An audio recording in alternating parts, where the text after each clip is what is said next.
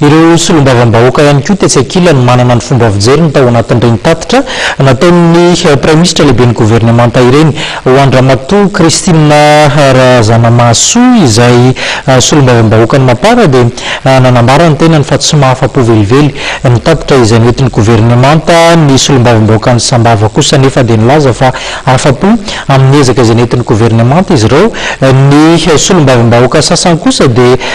nanamafy fa tsy tokony variana amin'ny ambony latabatra ny prime ministre sy ireo mpikambana anatin'ny gouvernemanta tokony hilatsaka eny ankanja izy ireo ary jery ny zava-misy akaiky ary anatsara ihany koa ny sosialim-bahoaka izay tena mampikaikaiky amin'izao fotoana izao. Fotoana ohatran'izao zany tokony mba hoe i-évaluer ny député, hitsara ny député, i-contrôler ijereny amin'ny asany exécutif. Fa reny asany exécutif reny moa zany veriko azy dia asa hoe atao au dernier moment foana akameny ohatrany hoe atao hoe tsy hanana fotoana mihitsy ny député tena hijery azy amin'ny exécutriany fa ny performance dia hita moa hoe misy ao amin'ny misy lafiny côté ohatra hoe aty amin'ny lafiny heveriko angambany fa hoe aty amin'ny lafiny assemblée na ny pupile reny hita hoe misy azo atao hoe performant fa ny amin'ny ankapobeny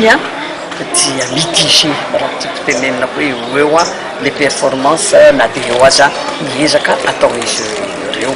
mikasika tiako tenenina amin'izao manko ny fandriam-pahalemana dia hita aloha fa misy nezaka nefany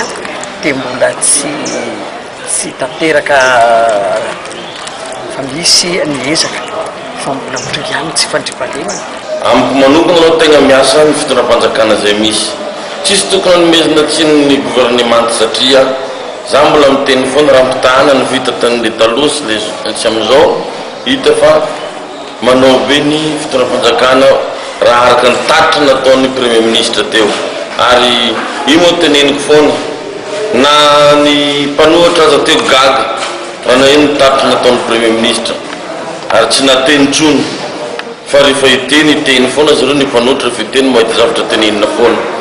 fa ny fitondram-panjakana dia manao preuve mitoka amin'ny tendany izy ny tenen'ny premier ministre atao teo iny. Raha ny fenerivo manokana zany no resako eto voalohany aloha lalana za zao nahita tamin'ny rapport nataon'ny PM teo RN5 réhabilité